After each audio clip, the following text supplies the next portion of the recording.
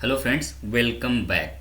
So in the last couple of step, we use Spring Boot with HTTP method, and we implemented all the HTTP method like get method, post method, okay, and delete method, okay, to perform some operations, to retrieve the data, to save the data, users data, to delete the user data. So we performed all the data, and we performed with with the hard coded static data that we had created, right? So if you see here, if you go to the down layer, then you must remember we had created our static data, right? Correct. And we perform the operation with the static data. We saved this data also in the list. We deleted all the data into the list, right? So now this was with the hard coded. So now we are going to see how you can do with the database, right? So first step we will be performing and using the in-memory h2 database. We'll see how you can connect with the h2 database, in-memory database. What is the benefit using h2 database? We'll see.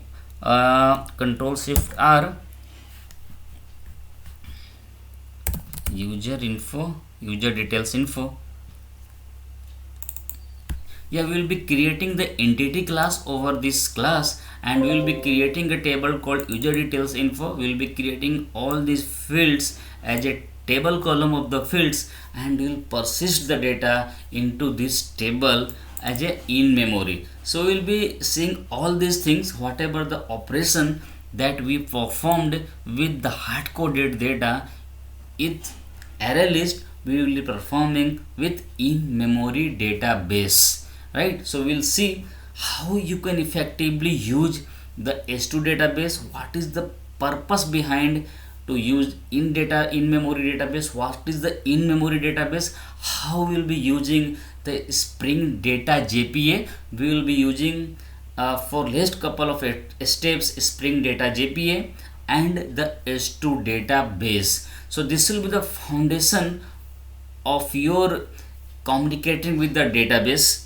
So you must understand and learn how using the Spring Boot you can connect easily with the database. So you know, like one of the great features of the Spring Boot is auto configuration.